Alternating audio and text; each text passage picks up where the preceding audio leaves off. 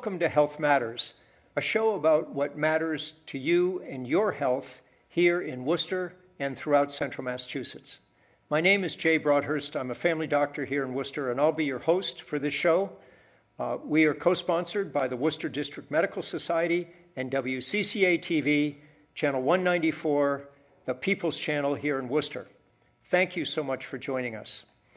This evening, we have a show that is, at least in my experience, somewhat unusual. I've hosted shows about public health, about substance use disorders.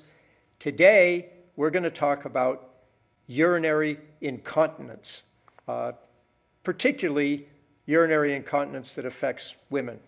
And I have a terrific guest with me, Dr. Cynthia Hall. She is the she's an associate professor in the Department of Obstetrics and Gynecology at the UMass Medical School, and she is fellowship director in female pelvic medicine and reconstructive surgery. She has come to Worcester about 5 years ago in 2015. And Dr. Hall, thank you so much for being willing to come and share your expertise about a subject that my guess is doesn't come up in sort of informal conversation among people very often. And I wonder if you can tell us a little bit about the patients who come to you and what you find about how long they've lived with the condition, or maybe we ought to take a step back. Tell us about female urinary incontinence. How common is it? How does it affect people? Well, it's more common than you would think. It depends on how you ask the question, and it depends on the age group that you're talking about.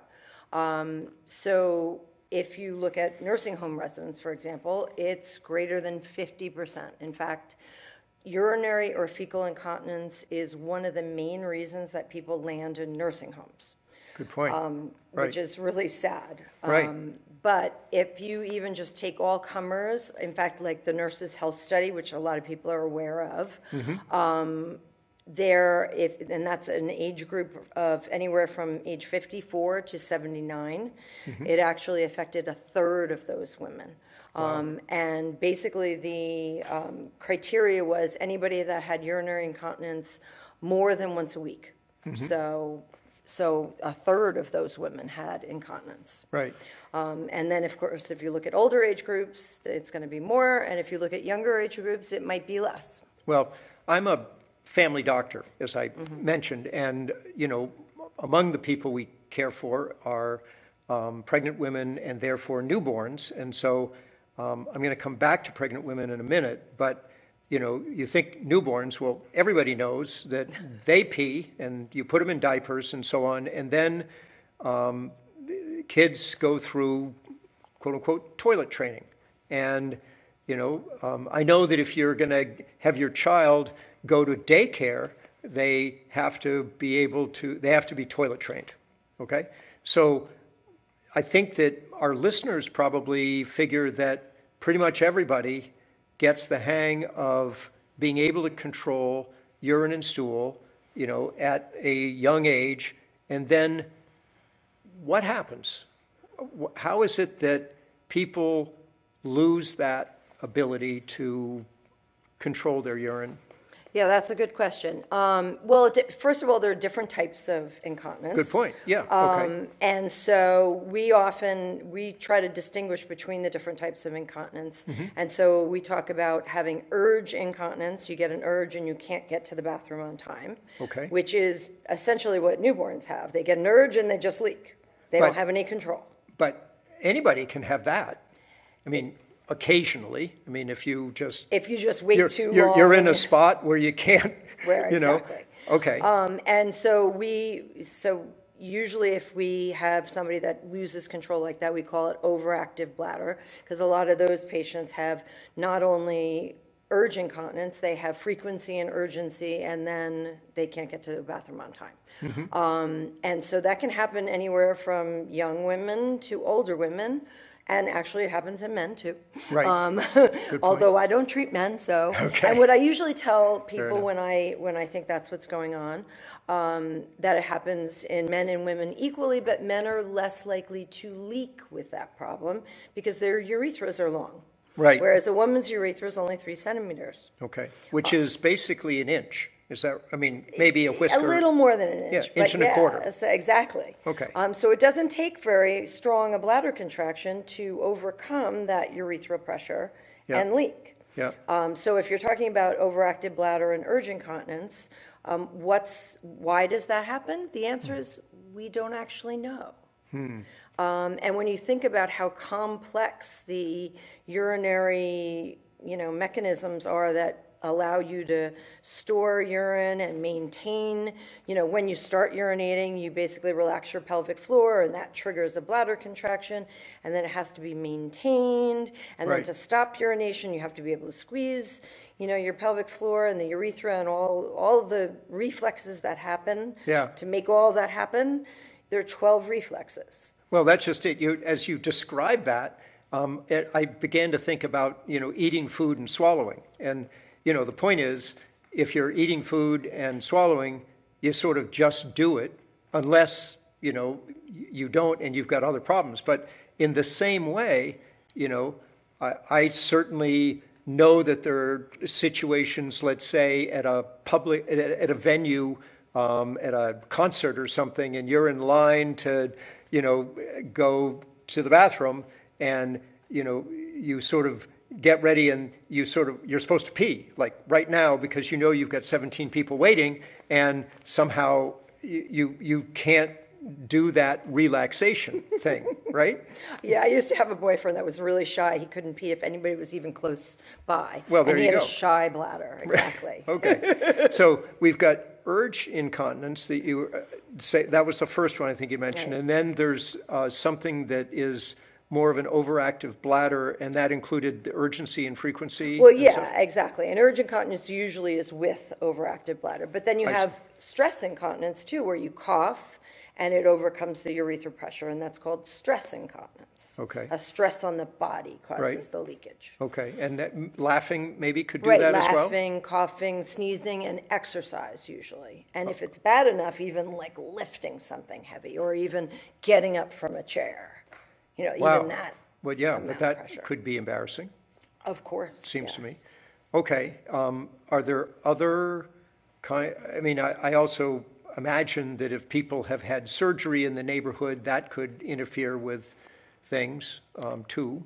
It can, but that can cause either type of leakage. It can disrupt the nerves Okay. and cause urge incontinence. It can disrupt the support, Right. and that's usually a stress incontinence problem. Okay. Honestly, women often have the two combined, and Mm-hmm. so they have what we call mixed incontinence. Okay.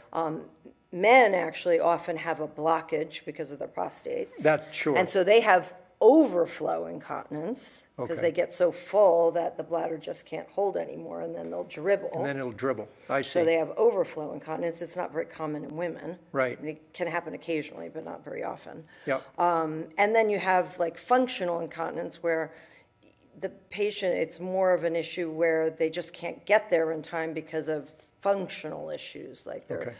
they're just slow. It takes them forever to get up out of the chair, and then they have a walker. And Yeah.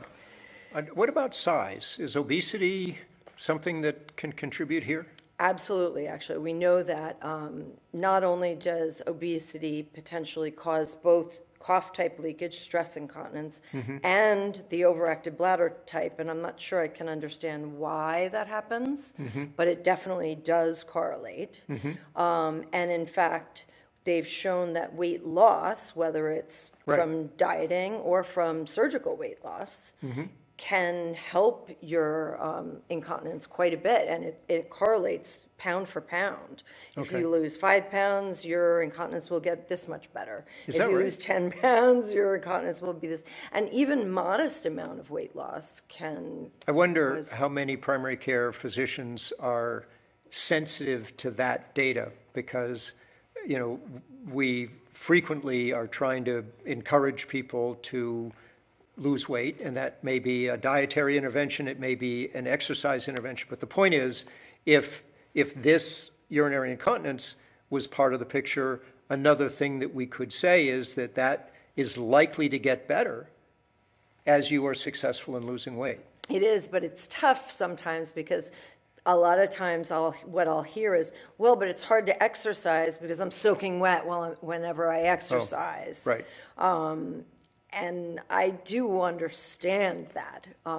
So you have to kind of catch it earlier than the time they get to me. Mm-hmm. So actually the primary care physician would be really key as it's getting worse. Well, if you lost some weight, mm-hmm. then maybe you wouldn't need the specialist. Well, that's actually a great point that we should talk about for our listeners, because you're describing kind of a spectrum of disease here, or of problems. Mm-hmm. I hesitate to call it a disease, but maybe I should be.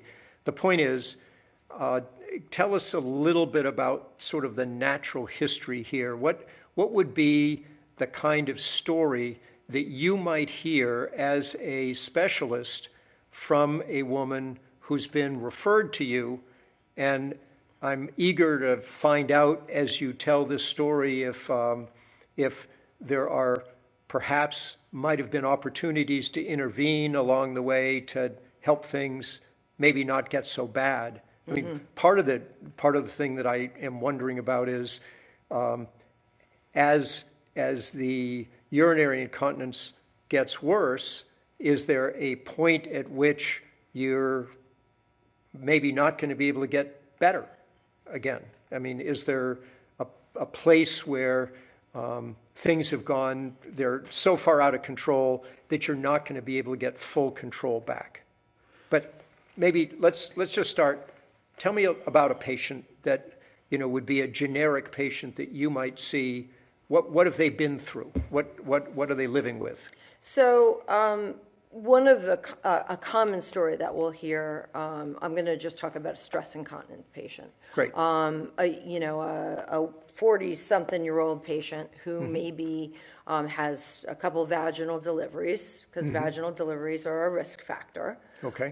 Especially for younger women. So once you hit the age of 50, it mm-hmm. actually doesn't matter whether you've had vaginal deliveries or not. Oh, okay. And it doesn't matter whether you've had any pregnancies or not. I so see. Even if you're a nun and you never had any kids, mm-hmm. you're going to be equally likely to have stress incontinence. You still could have it, stress incontinence. Absolutely, just from being an upright human. Okay.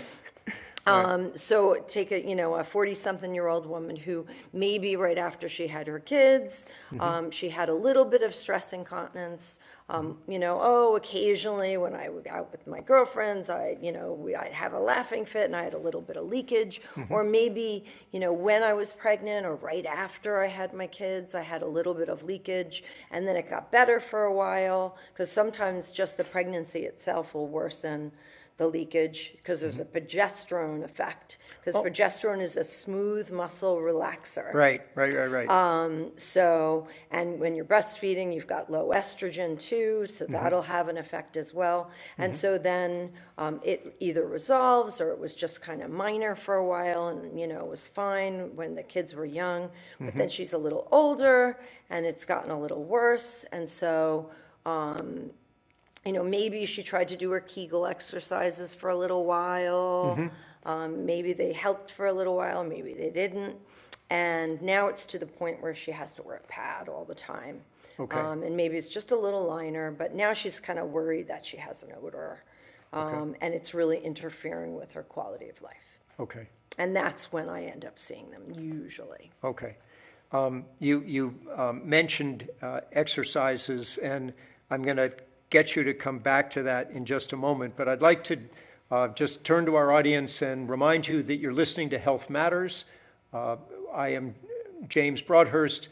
We're talking this show about urinary incontinence, particularly in women, and I'm joined by Dr. Cynthia Hall, an associate professor of obstetrics and gynecology at the UMass Medical Center and head of the fellowship program in female pelvic medicine and reconstructive surgery. All right. So as a family doctor, I heard about this too, but I wonder if you could share with our listeners? It sounds like this is something that would help with the muscle kind of strength. And Yes. what are these exercises and how do you do them? Okay, so they're called Kegel exercises or Kegel exercises. Honestly, the guy probably lived so many years ago, I don't think anybody knows how to say his name anymore. But Right. basically, it's a tightening of the pelvic floor muscles. And often the way we describe them is trying to hold back urine or hold back gas if you're in a crowded elevator. Yep. Or I often say try to kind of, so I usually check how well the patient can do them while I'm doing a pelvic exam. Because see. not every woman knows how to do these exercises. So if you just tell her to do them, Right. we know that actually only 50% of women do them correctly. And of the 50% of women that don't do them correctly, Right. half of them push.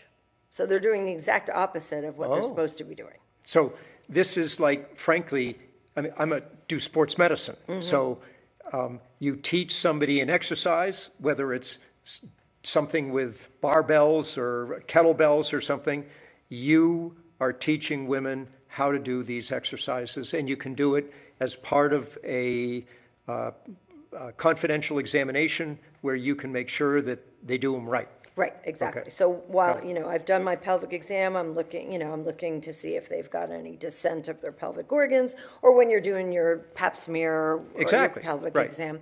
And I've got my fingers in the vagina, and I ask her to squeeze around my fingers. So I'll tell her to either squeeze or lift her pelvic floor, use the muscles you would use to stop urination, Right, use okay. the muscles to hold back gas. Sometimes I'll ask her to try to lift her tailbone inside. Oh, okay. Those kind of, and honestly, if you're not actively examining her, you can say, use the muscles to stop urination, and if you can slow your urinary stream, then you're doing them correctly. But see. you do have to warn her not to do that on a regular basis. Okay. Because she can actually, if she's always trying to stop the stream, she can actually set up this thing where she kind of automatically does that, and she can set up a voiding dysfunction. Oh, boy. Which is not a good thing. I was going to say, Yeah, not a good thing. We don't want to replace one problem with No, another. exactly. Okay. Got it. But honestly, while she's, a lot of times women are thinking about it right while they're urinating or when they're changing their pad or whatever. Right. So I'll often, and plus, if she's got young kids, nobody's bothering her then. So I'll actually tell her, but while you're sitting on the toilet after you've finished urinating, that's a good time to do them. Okay. So then after you're finished urinating, do maybe 5 quick ones, and that's just squeeze, relax, Yep. and then try to hold it for 5 or 10 seconds and then relax. Yep. Because there's actually 2 different kinds of muscle fibers Oh, in the pelvis. right. So you want to exercise both of them. Good point. And they actually work for not only the stress incontinence, the cough type leakage, but they actually work to to tell the bladder to be quiet for urge incontinence too. Oh, okay. In fact, they work better for that than Oh. for the cough type leakage. So what we've actually done here is we've now kind of transitioned a little bit talking about treatments, it seems to me.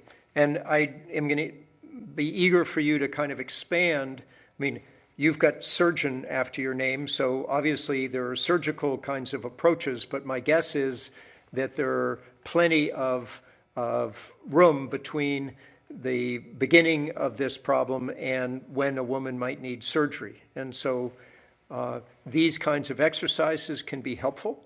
Oh. What other kinds of treatments are out there for this problem? So it depends on the types of incontinence. And, Yep. and again, we have lots of patients that have mixed incontinence. So we have to be really clear. And I usually write things down on this big, bright pink paper. So like if they have both overactive bladder and stress incontinence, I'll write down, okay, well, you've got this problem. So say they have the stress incontinence. We'll talk about, okay, you've got cough type leakage. That's usually because of a lack of support to the urethra from either having children or getting older, or maybe you had a hysterectomy and now you've got a little lack of support there. I see. Or a combination of all these factors. Okay. So if it's a lack of support that's the problem, you're doing your exercises can give you a little more support. So if you do that every time you cough, it gives Yep. you that support.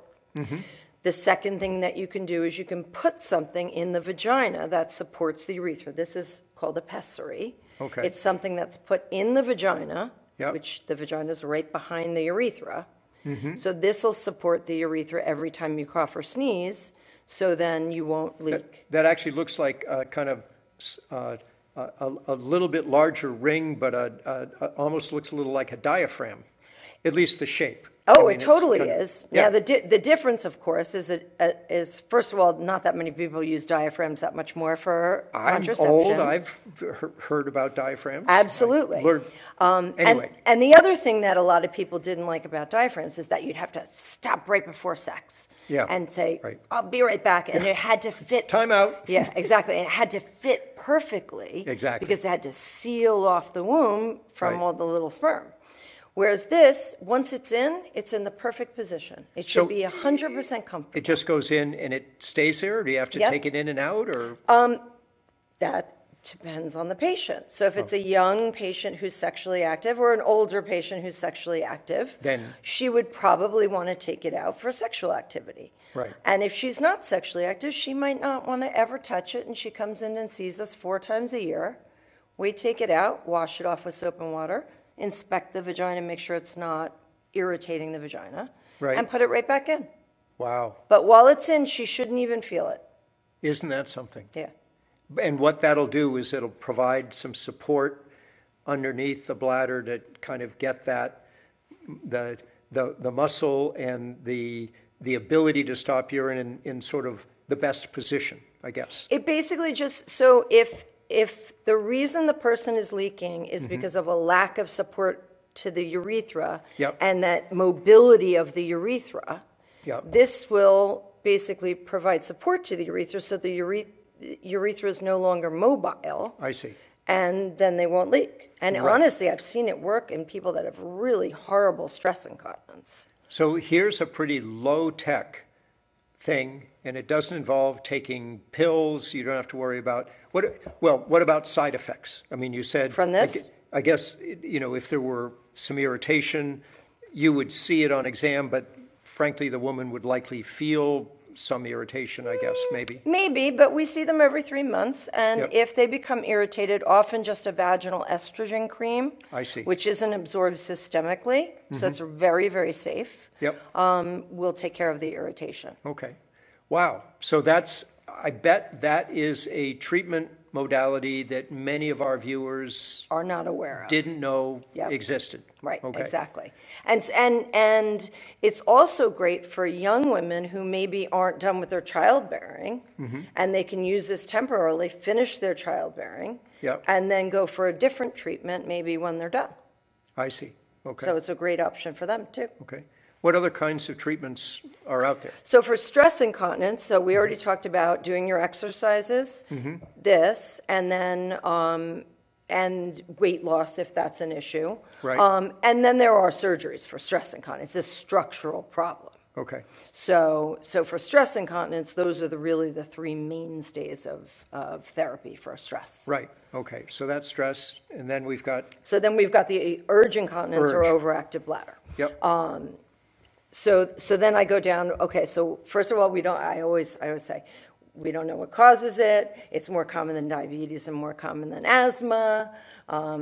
Okay. Yeah, it's super common. There are things that make it better, things that make it worse. So the things that make it worse are we have bladder irritants that we put in our bodies that will make it worse.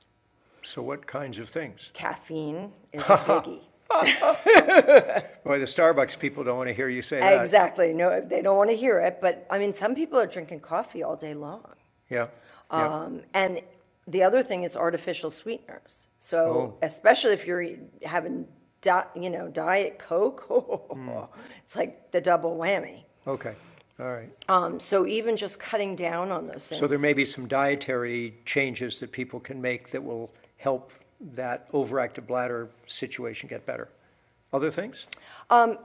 It depends on the patient, but oftentimes, especially in older patients, they may not get early warning signals that their bladder is getting full. So they may not void for hours and hours, but by the time they get that warning, it's too late. Too late. And so having them go on a timed Yeah, voiding. so every 2-3 hours. Right, if 2.5 hours has gone by, because by the time they're getting the warning, it's 3 or 4 hours, they can avoid the leakage by doing that. Great, okay. Are there other things that may be appropriate for that overactive bladder?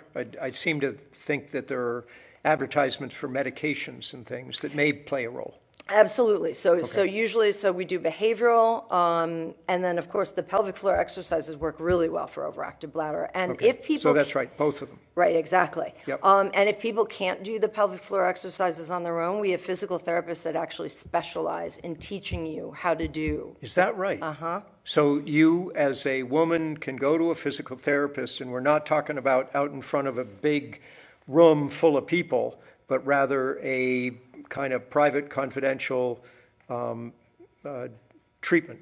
Absolutely, therapy. absolutely. And then they have certain tools, so they might do biofeedback where you actually put a small sensor inside, and you're able to watch on a computer screen how well are you doing the exercise. Is that right? Isn't that something? So you get that feedback. Absolutely, right then and there. exactly. And there are home biofeedback units besides. Okay. So, and they're not even that expensive anymore. Well, it turns out we're getting close to the end of the show. Oh, We're running low on time, and I wanted to make sure that I gave you an opportunity to touch on a subject if we hadn't done it. For instance, I don't know that we've talked as much about prevention as we could, but if there are other treatments, what's your how should we wrap up here? Well, I do want to mention, yes, there are medications for overactive bladder. There are 6 medications in one group and another medication that is completely different. And then I always mention right up front that there are what we call advanced therapies for overactive bladder. So we sometimes put Botox in the bladder. Oh, okay. And if not Botox, we have a couple of different nerve stimulators. Okay. One is an acupuncture. That is the same nerve that affects the bladder. Yep. The other is a pacemaker that Wow. we put in the body. So many different treatments are available. So to our viewers, please, if you are experiencing urinary incontinence, if you know somebody who is, please talk to your doctor and get help.